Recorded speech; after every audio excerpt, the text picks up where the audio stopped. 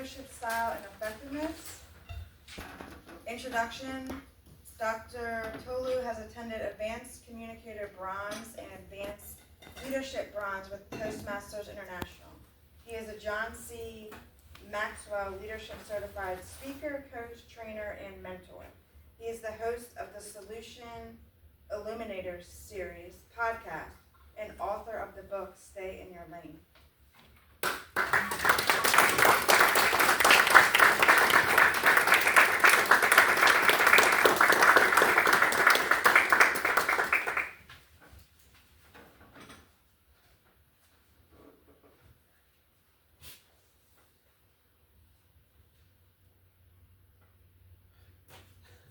Fellow travelers and leaders, being an effective leader does not happen by serendipity. My mentor, John C Maxwell, outlined that in order to become an effective leader, we have to make sure that our leadership lead is not preventing our effectiveness. In order for us to be effective, we have to increase our leadership lead, then we can move higher. That's called the law of the lead from the book 21 Irrefutable Laws of Leadership. In this path, my job is to take the leadership assessment and know my leadership style. After taking the leadership assessment, I discovered that my leadership style is predominantly, guess what? Democratic and least bureaucratic. In other words, autocratic. I started thinking about how I showed up as a democratic leader. The first thing that came to my mind is that when I go to work on Friday, I dress up and dress up in native with my cap as a democratic leader from Nigeria. And I'll appear like somebody who is part of the cast of the Coming to America movie that just fell off the airplane. Guess what? I did not stop wearing it consistently every Friday. That's what I wear.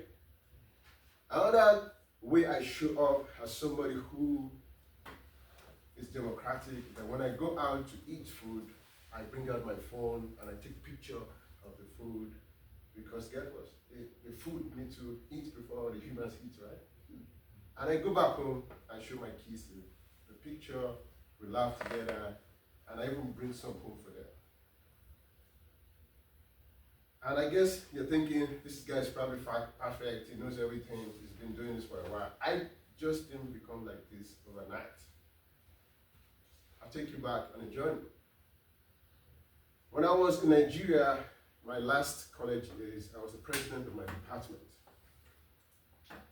And I was supposed to get things done, but I couldn't get anything done because my leadership style was still developing and I was using autocratic style.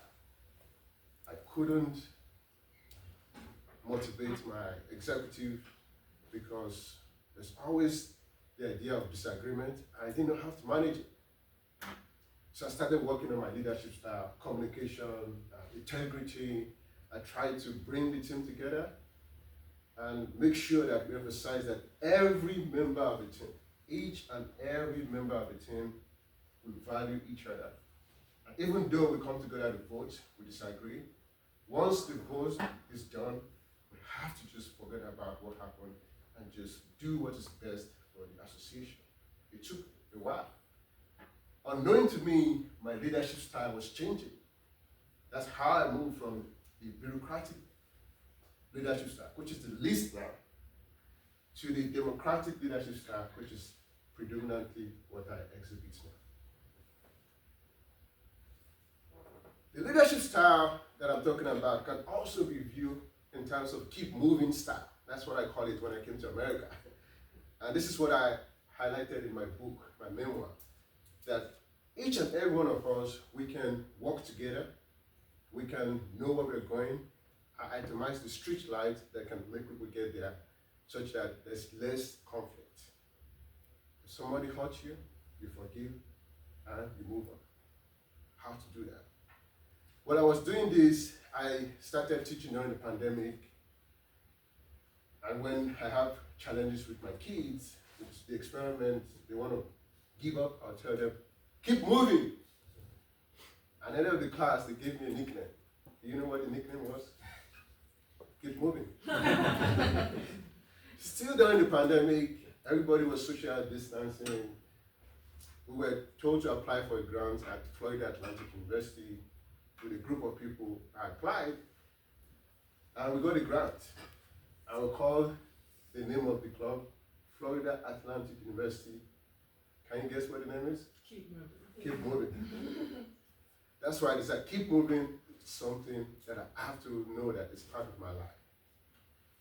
Based on all these suggestions and experiences that I had, I knew that it's very possible for us to know our leadership style and work on ourselves to move to a better leadership style that is practical in the environments that we find ourselves.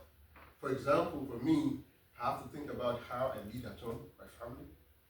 I have to think about how I lead Toastmasters. I've been president of Toastmasters and area director before.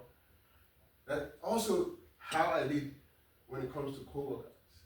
It's very different. I have to adapt my leadership to these different situations. I'm encouraging you guys, you can do the same. The first thing you need to do is to take an assessment, know your leadership style, check if the leadership style is working in the environment.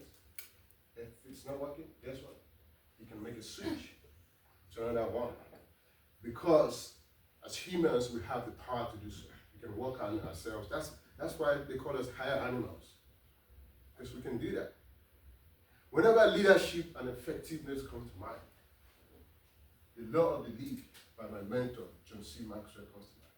Which says that a leader's effectiveness